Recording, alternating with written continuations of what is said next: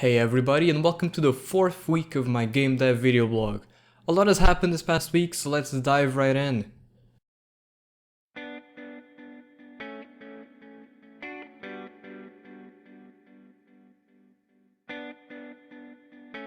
Lisbon Games Week has finished and I'm happy to report that it was an overall success. Player feedback was extremely positive, I was interviewed a couple of times as well, I got to meet a lot of cool people including a few other developers. I did stream most of the time I was there, so if you're looking to watch the madness that was Indie Dome at Lisbon Games Week 2016, I will leave links in the description for you to check out. They're rather long, but they're pretty much worth it. The day prior to the convention starting, I launched the game's Greenlight campaign. 2 days ago, it actually got greenlit after a mere 6 days. I want to give a big thank you to all those who had any contact whatsoever with the game. It's an absolute pleasure creating something that other people enjoy, and from here until the game's release in January, a lot will be done.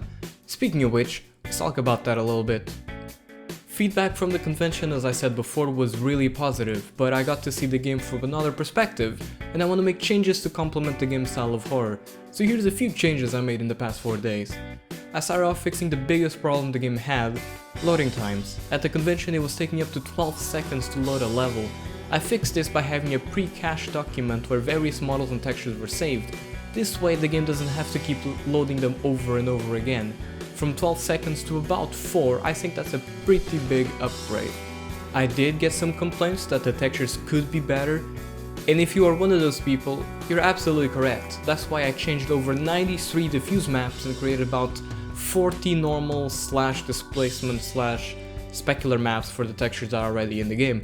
The gameplay you're seeing right now has those changes applied, and I gotta say that it makes a huge difference. So thank you very much for your feedback.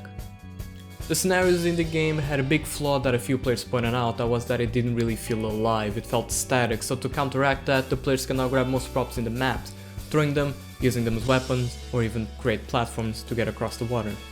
Speaking of water, the water in the game no longer kills you. Now if you fall in, you take damage and you have 3 seconds to get out, otherwise you die. 3 seconds I feel is ample time for the player to escape. Another thing I had to do is the player could actually trap himself between bridges, and crouching while in acid water isn't really the best idea, so all the levels now have ladders for the player to grab onto. Now comes the biggest problem players had. Most players couldn't tell what they could interact with, they felt lost a lot of the time, and most described the game as empty. Now the game has 2 new systems to help players out, the hint system that explains various mechanics or controls for the game, and what I've been calling the sparkle system, which are these lights that come and go depending on how close the player is to an object. They are color coded, and the hint will explain what they mean. Lastly, all the levels are undergoing a transition, where I'm not only making the lighting better, but I'm adding the other features as well. Their design will change a lot as the days go on, and I'm hoping to have the gameplay a bit more streamlined, meaning that I'm doing my best so the player doesn't get lost. And that's what happened this last week. Hope you enjoyed the video. Don't forget to leave me suggestions on how I could improve the game or these series of videos in the comments, and don't forget to share the game with your friends. You can keep up with the game's progress via my Trello page, Facebook, or my personal Twitter, which are all linked in the description. Lastly, you can click here to watch next week's vlog, or you can click here to watch last week's vlog. Thank you for watching yet again. Toodles.